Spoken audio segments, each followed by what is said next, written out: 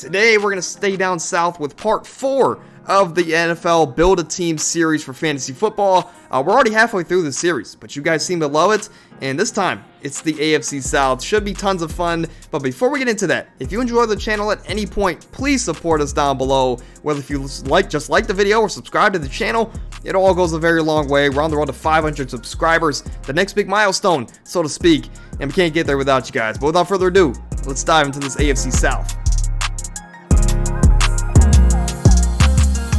Alright, we're halfway through this series, but I'm going to do this before every video.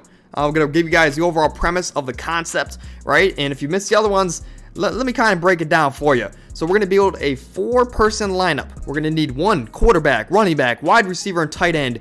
We can only pick one player from each team in this division. So today we have the AFC South, the Texans, the Titans, the Jags, and Colts. One player each team, but here's the twist. We can only pick these players if based off of current fantasy football ADP, they are going in the 3rd round or later. So there will be no Derrick Henry in today's video, right? Or any other player from these 4 teams that go in the first 2 rounds. I believe Derrick Henry might be it.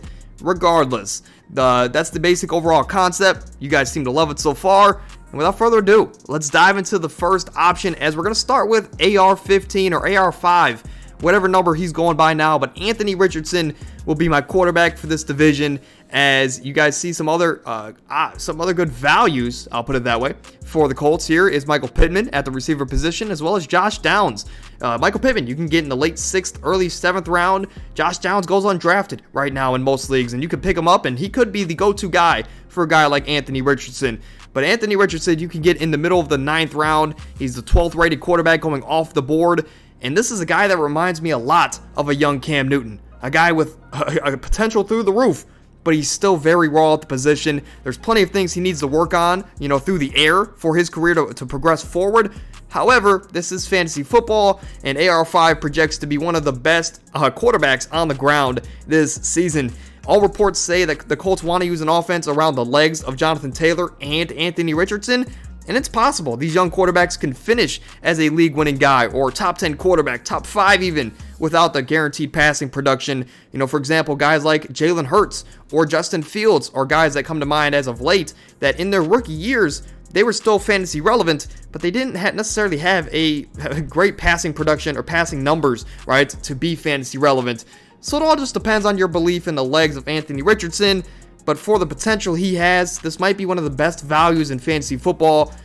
Just don't have him as your quarterback 1. That is my word of advice to you for fantasy this year. I'm gaining, more and more confidence in Anthony Richardson this year, but don't have him as your quarterback 1, right? If you're going to draft Anthony Richardson in the 9th, follow it up with like Kirk Cousins in the 12th or 13th round, a guy that you can get guaranteed value out of. But just hope for the best with Anthony Richardson. And we're going to go with Dameon Pierce at the running back position, a guy you can get in the late 5th round. He's going as the 22nd overall running back off the board.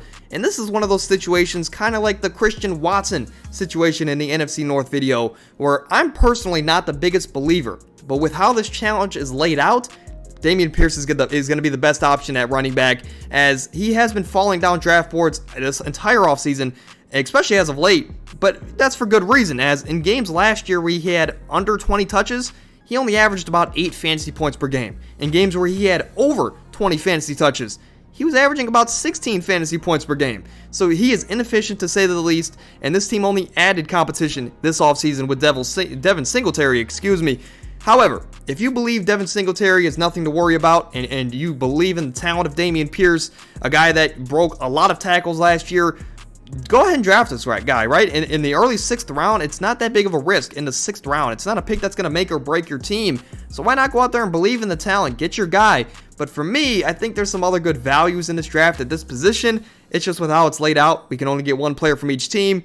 I'm going to go with Dameon Pierce. And moving over to the wide receiver position, I'm going to go with Calvin Ridley, a guy that is on a team with tons of valuable options here in the drafts. It all just depends on your belief in the Jacksonville offense this year. To me, I'm a big believer. Like Trevor Lawrence, you can get him in the middle of the 5th, sometimes in the early 6th round. He's the 8th quarterback going off the boards. You can get Travis Etienne in the middle to late 4th round. You can get Christian Kirk at the middle to the late 4th round.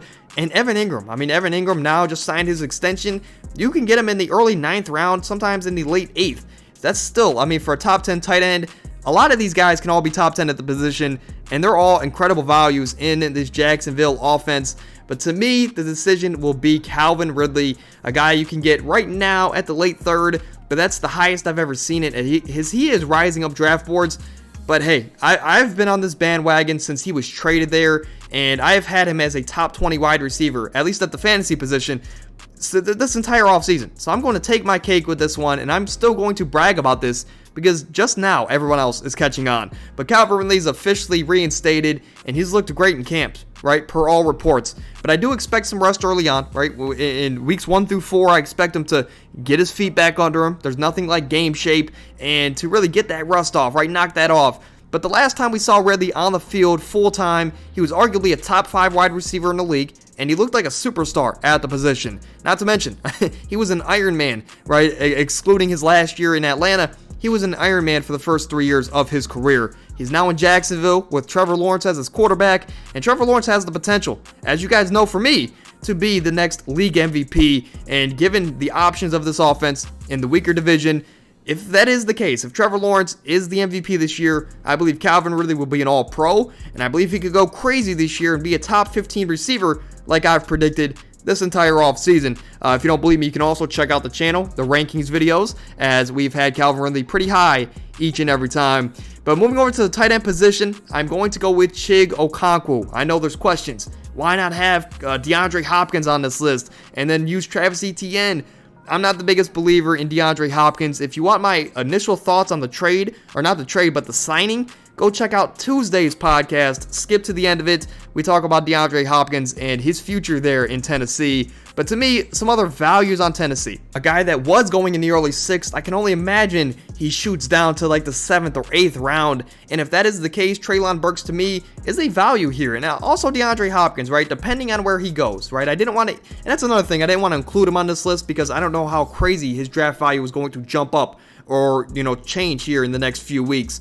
So I wanted to go with Treylon Burks. He's another value for this team, and he's going past the 3rd round. But I'm going to go with Chig Okonkwo, right? A guy you can get at the end of the 13th, sometimes early 14th round. He's the 11th ranked tight end. This is a guy that went as a 4th round pick last year. A lot of people forget. But he came in from week 10, and from week 10 to the end of the season, he had 32 catches for 450 yards and 3 touchdowns. So uber productive in those last 8 weeks. And he was averaging about 14 yards a catch, 10 yards a target. So if 10 yards a target, to me, symbolizes that if he gets every catch is basically 2 points in a full PPR league. So that's something you always want to look out for, and that's always tons of production for your fantasy teams, right? But his athleticism and speed, they're through the roof. They make him a tight end 1 alone. It's just one of those guys you want on your team, right? But he's a low-end tight end 1 for me. I think I just moved him up to a top 10 tight end, and that's even with the DeAndre Hopkins addition. I still think he's going to be a top 10 tight end this year, as whether if it's Malik Willis, Ryan Tannehill, or Will Levis. Regardless of whoever's that quarterback, Chig's going to be that big body safety blanket of a target for them for this entire year. And I think he's going to have a breakout year here at the tight end position. But that's going to do it for the AFC South. Let me know what you guys think down below. We went with AR5, Dameon Pierce, Calvin Ridley, and Chig Okonkwo. Again, we didn't want to go with Hopkins because we want to see where his true draft value is here in the next couple weeks. It's going to be dynamic. I can promise you guys that. But that's going to do it for today's video. If you guys enjoyed what you saw or heard at any point, please support us down below. Drop a like, subscribe to the channel, as we will be back next week with 4 great videos, right? Next week, for fantasy sakes, we're going to do a rankings update with the DeAndre Hopkins edition. We're going to go through another mock draft here on the channel. So every single week, we're doing some type of fantasy content. So if you enjoy it at all, drop a like, subscribe to the channel. Help us get to 500 subs, as that is the next big milestone on the channel. And we can't get there without you guys, right? But without further ado, stay happy, stay healthy. Have a great weekend.